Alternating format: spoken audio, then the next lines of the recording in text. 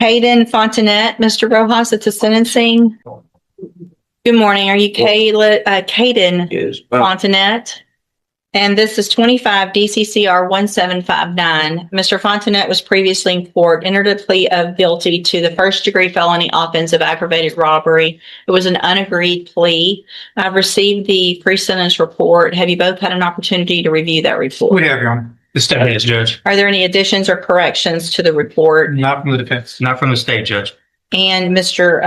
Coleman, you said you have a witness or some evidence. Actually, Judge, Mr. Rojas has graciously stipulated to the admission of the surveillance video from the convenience store in question. So Okay. I need to call my custodian record. With the court's permission, first of all, I'm offering states one. No, Judge. Make that states two, because this one was the plea admonishment documentation, please. I'm offering states two. No objection. Now, this is a pivotal moment, because once that surveillance footage is admitted, everything changes. In cases like this, video evidence can be absolutely nirnayak. It removes doubt, strips away narratives, and shows the raw reality of what happened. And notice something important here. The defense doesn't object. That tells you they already know what's on that tape is difficult, maybe even damaging to their case. So now the courtroom isn't debating if it happened, but how severely it should be punished. Let me ask you this. If you were the judge watching that footage, would your mind already be made up? It's two submitted. Permission to publish, Judge? Yes, sir. Judge, I think that's all I wish to publish unless the court wants to see the entirety of the video. But I think that's enough. Any other evidence or witnesses? So just brief argument if I may. Any other evidence or witnesses for Mr. Rojas? No, Your Honor, just Mr. Rojas, you may make argument first. Thank you, Judge. And obviously, after seeing that video, it makes what we're asking for harder to do. Here comes the defense strategy, and it's a familiar but powerful one. They're not denying the crime. Instead, they're reframing the defendant. Notice the keywords: young offender, no direction, trying to help his mother. This is all about humanizing him, shifting the focus from the crime itself to the person behind it. And legally, that matters. Judges often weigh rehabilitation potential, especially for first-time offenders. But here's the tension. At what point does empathy collide with accountability? Should a tough upbringing lessen the consequences of a violent act? Or does it make the need for accountability even greater? What we're here asking for this morning, Judge, is probation. Mr. Fonta's defendant, he is a young offender. I know the court is tired of hearing the same story over and over again, young guys with guns in here. He's got a limited criminal history. I believe this is his first felony. He's never been on any kind of felony supervision or felony probation. Unfortunately, he's just fallen into the same situation that we see so many other youthful offenders fall into. He's got no direction in life. He's very little support at home.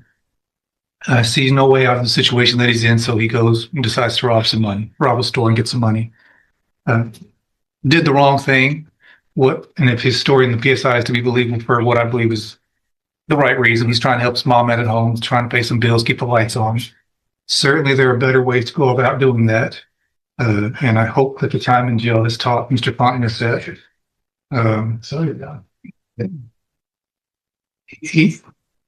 that we've got options here, Judge. We can send him to prison or we can put him on probation. Certainly, he's on the road if this conduct continues. He's on the road with prison. I don't know that the day is the best time to make that exit for him. He's got a long life to live. We can send him to prison. He can be there for a few years and come back out. I don't know that he's going to get the help that he really needs in prison. There are programs available on probation that if he's serious about turning his life around, like he says in the PSI, those programs can help him. And if he does take advantage of those. This is where the defense really leans into the second chance argument.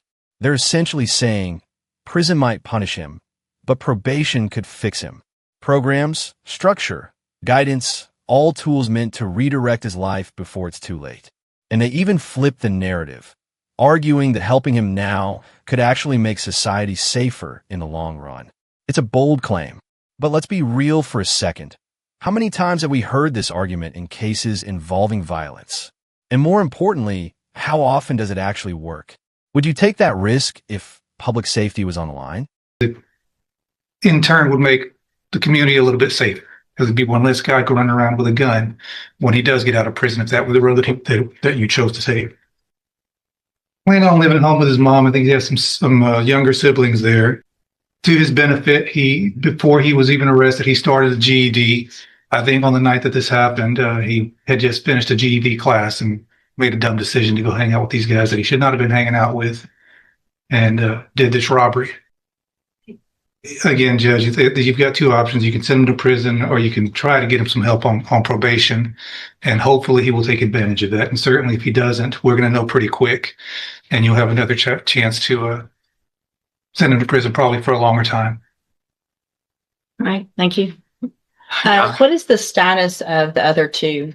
Are there co-defendants? Have they been charged? They have been charged, Judge, and I have both of their cases, Judge. And they have not been sentenced yet or No, anything Judge. like that? No, Okay. Judge. All right, go ahead, Mr. Coleman. Yeah, I'll be brief. Whether it's the Pine Club Apartments or Rogers Park or a Speedy Mart, you've seen this, and we've seen this in this community all too often. I'm preaching to the choir, Judge. Prayer vigils and advisory committees, all that stuff's fine, but you judge where the rubber meets the road. You are that person that can protect the community from somebody like this defendant. You are that person that can. And just like that, the tone shifts completely.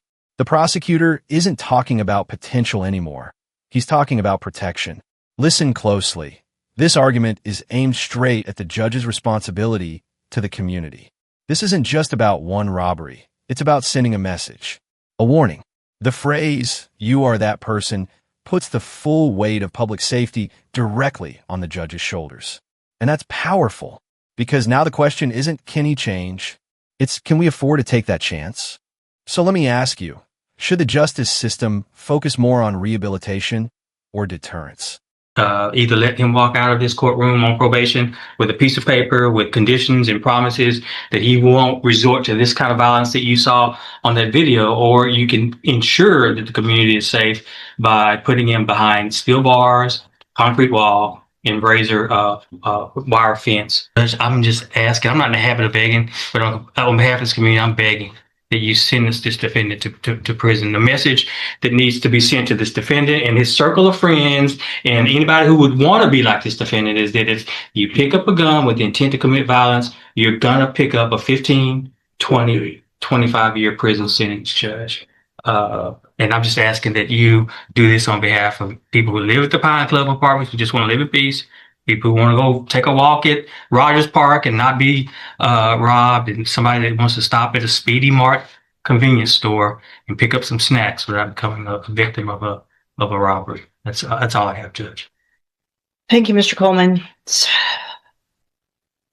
Mr. Fontenette, there was a time some years ago that there really wasn't even a question. Everyone, state's attorneys were recommending youthful offenders, probation, let's give everybody an opportunity.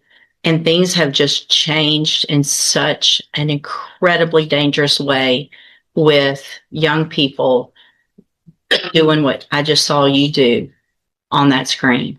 I cannot imagine the fear that person had that was working in that store, that he now has, just trying to go to work, make a living, and go home. And he has 3 people come in and not just grab a little quick something and run out, but terrorize him for quite some time. Pulling him around, yanking him around, putting guns in his face, all 3 of you. I also, in addition to the PSI, get jail incident reports. This right here might be the turning point of the entire case. The judge isn't just looking at the crime anymore. She's looking at behavior after the arrest. Jail reports showing fights, aggression, rule breaking that completely undermines the defense's argument for rehabilitation. Because think about it. If someone can't follow rules in a controlled environment, how can the court trust them on probation? Add to that a high-risk assessment score, and suddenly the idea of a second chance starts to look like a gamble. At this moment, you can almost feel the decision leaning in one direction. Did you see this coming? And you apparently like to fight and jump people, which is what's been happening in the jail. So it makes it very difficult for me to go, oh, this is somebody that's going to get out and behave, who can follow the rules, because you can't even follow the rules in jail. And The pre-sentence report shows that you're a high risk level, which tells me that after they've looked at everything, that you don't have, unfortunately, a good likelihood of being successful if I were to put you on probation. And Mr. Coleman's right. We're tired of it. And there's got to be something done. So in cause number 25, DCCR 1759, I'm going to find that you entered your plea of guilty freely and voluntarily. I'm going to find sufficient evidence to find you guilty. And there it is, 25 years in prison. A sentence that reflects not just the severity of the crime, but the court's belief that this defendant posed a continued risk to society. The judge made it clear, this wasn't just about punishment, it was about necessity. The violent nature of the robbery, the fear inflicted on the victim, and the troubling behavior, even while in custody, all contributed to this outcome. This case highlights a critical tension in the justice system. When do we offer second chances, and when do we draw a hard line? Now I want to hear from you. Do you think this sentence was justified, or was it too harsh for a young first-time offender? Drop your thoughts in the comments below. And if you found this case as intense and thought-provoking as we did, make sure to hit that like button, share this video, and don't forget to subscribe for more jaw-dropping courtroom breakdowns. This time I'm going to find you guilty of aggravated robbery. I'm going to sentence you to a term of 25 years in the institutional division. Come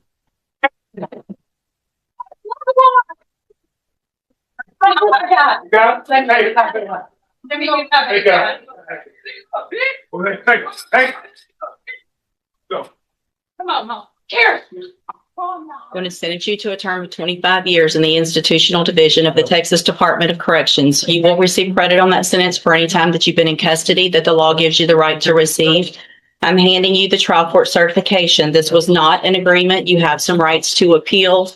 I have also handed you a written admonishment regarding your ineligibility to possess a firearm or ammunition. Because of the judgment entered against you, you're ineligible under Texas law to possess a firearm or ammunition. Possession of a firearm or ammunition could lead to charges against you. You can talk to Mr. Rojas about any questions you have about that. I am making an affirmative finding of a deadly weapon.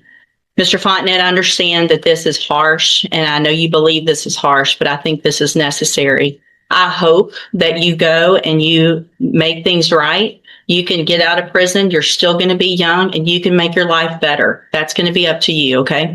You can go back with the bailiff.